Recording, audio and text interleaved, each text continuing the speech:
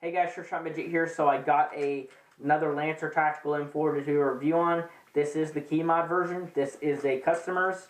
Basically what happened is the motor height adjustment screw loosened itself and the pinion gear wasn't making good contact, so it stripped the top of the pinion gear. So I ended up putting new pinion gear on here and it's good to go. So decided I'm just going to go ahead and do a review on it. These are nice guns for the price. Honestly, I would recommend something like this over your basic combat machine because I am a sucker for Keymod rails. And this is the cheapest gun out there that comes with a Keymod rail. This is about $100 for this gun. And that is unheard of for a gun with a Keymod.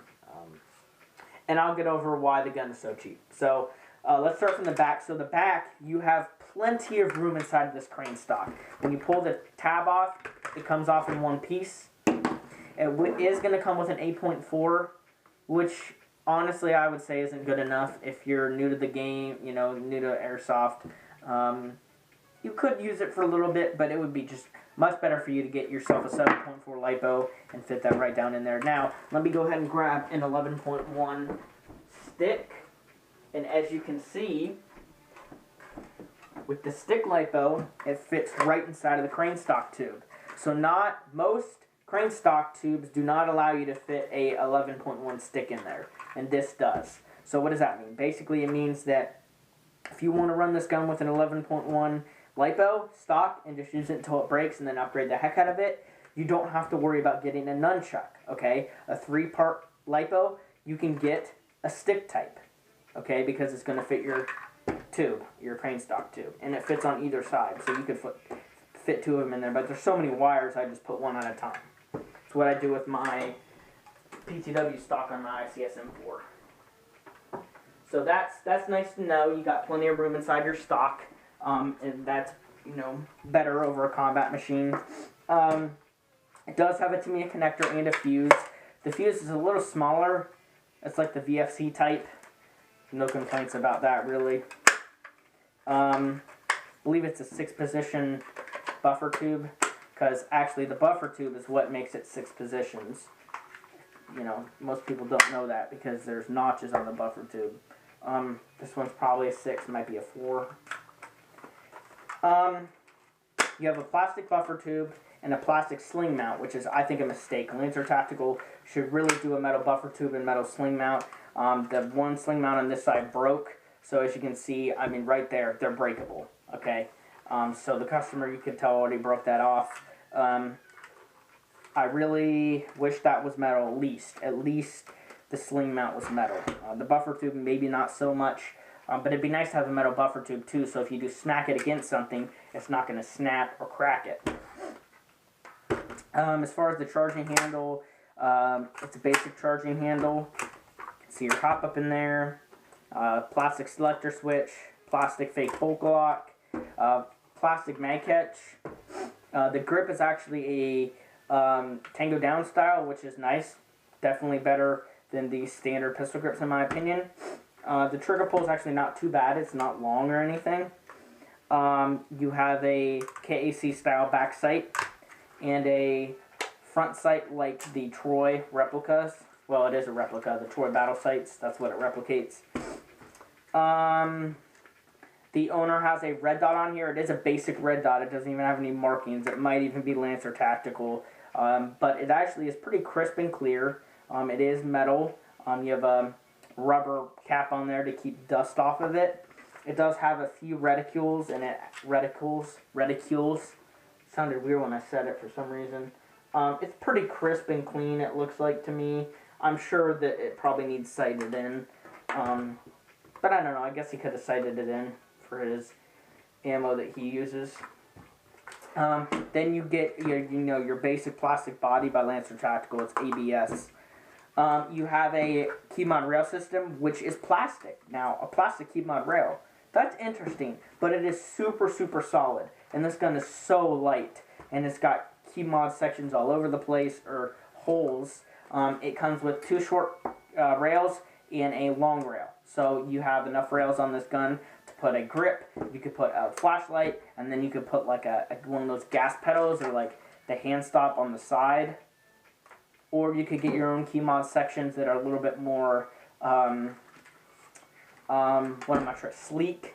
Trying to say sleek. You know what I mean? Those you can get like attachments that go directly into the rails, and you don't, or the notches on the rail. You don't have to have these rail segments. Kind of like an amoeba. Okay, you can put the screw. You can screw in the rail segments, or you can actually use the hand stop, which actually screws into the rail. So it's a little bit sleeker. You could, I'm sure you could do that with this. I'm pretty sure attachments would be compatible with this. Now with the outer barrel, it is metal, and there's a fake gas block in here, and there's zero wobble to this barrel. Absolutely zero wobble. So they kept the quality and the solid aspect of this gun. It is very solid as far as the barrel. One Lancer Tactical that I worked on not too long ago, the whole front end was kind of leaning downwards. So this is a much more solid front end, and I really do recommend this gun. I really do. They retail for about $100 and $120 dollars. Now it would make a nice sleeper. Now recently, especially on the app Hop Up, that app is just full of a bunch of little kids. And recently I saw one guy post a AK-47 that he said was a sleeper. It was missing the outer barrel. Basically the outer barrel stopped at the, let me go and show you. This is kind of a rant, but let me just show you. Because I got an AK up here. The outer barrel stopped right here. Okay, so there was no outer barrel, and I'm assuming the inner barrel stopped like right there. Well, there was an outer barrel, but it stopped right here. So I don't know if they chopped it, but it's literally stopped right here at the gas port up here. And it was I think it was probably a plastic body. It looked like a Sima, so I'm assuming it was just like that AK that I just showed you. And he called it a sleeper. In the description, he said quick trigger response, high rate of fire. He said it was AOE corrected. I think he said upgraded piston, and like that was it. Now he didn't mention what brand the piston was. He didn't say what rate of fire it was or anything like that. It's just it's very cringy when people post up a gun saying I'm selling a sleeper. They don't mention the parts, the brand of the parts, and there's hardly any upgrades on the inside. A sleeper is a highly upgraded gun on the inside that is cheap on the outside, like a Lancer Tactical body. Like let's say through SHS 12-1s in here. As you see, a high torque motor, you know, a new spring, a new piston, Sorbo, a MOSFET, any MOSFET, a BTC, even a basic MOSFET, and upgrade the hop up or just the bucking and upgrade the barrel. That's a sleeper, a highly upgraded gun on the inside, but it looks completely stock and basic on the outside. It doesn't have to be a clear body. You could do this with like a G&G or like a JG plastic body. So yeah, I just want to get that rant out of the way. Now I will be shooting this gun with the 8.4, kind of cringy, I know. I will shoot it with a 7.4 LiPo. This is a 40 to 50C, 1800, and then we'll shoot it with an 11.1.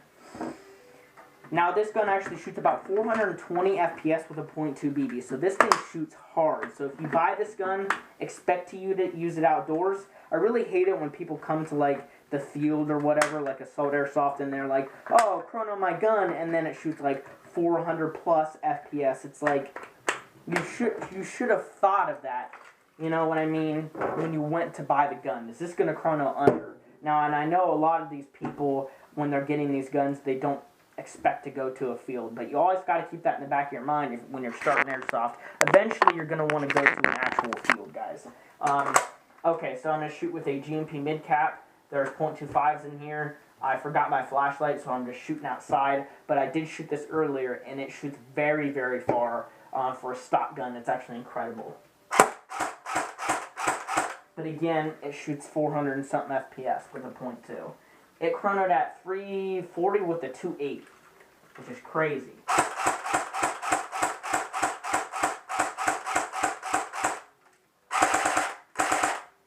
8.4 is pretty cringy.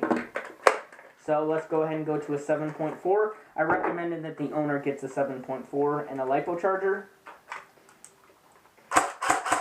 So this is how it should sound when he uses it. So not bad, much better. Go ahead and try it with an 11.1 LiPo. Oh yeah, not a high cap. It's a mid cap. So it actually sounds pretty good with an 11.1, I'll be honest.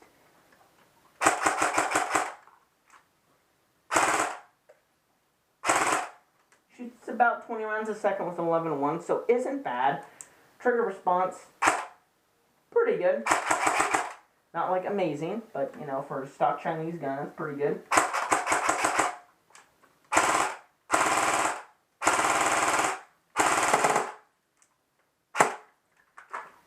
Not bad, guys, not bad, honestly.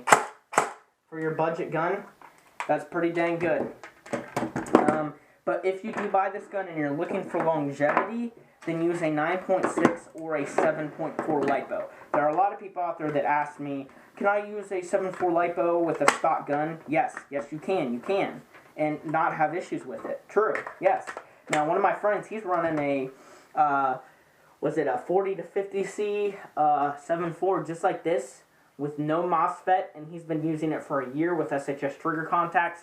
I took the gun apart maybe 3 weeks ago, and there's no wear on those trigger contacts. So 7.4, even a higher discharge, you'll be fine, honestly. And his gun is very upgraded, Golden Eagle Blue motor, 1301s, M100 spring. It's, you know, shooting 350 with a 2, so it's CQB. It's not drawing a lot of amps, but since it's upgraded, you know, as far as the motor and such, it's drawing more power to power that high torque motor, and it runs totally fine with no issues with the trigger contacts. So that gun's doing really great. So you could run, again, a 7.4 LiPo on any stock gun, and your motor's going to handle it, your trigger contacts are going to handle it, and your fuse should not blow with the 7.4 LiPo. It should not. But if you have any questions, let me know. Hope you guys enjoyed the video. Again, I do recommend the gun. It's about $100 to $120. Might be able to find it a little bit cheaper on sale. But I do recommend the gun, honestly. It's a nice starter gun. Again, G&G bodies are going to be better, but other than that, this thing honestly beats a combat machine out everywhere else, besides the fact that it shoots a little too hot. G&Gs don't shoot quite this hard. And plus, I would rather have a G&G piston than one of these pistons, but that's just me. So if you have any questions, let me know, and I'll see you guys later.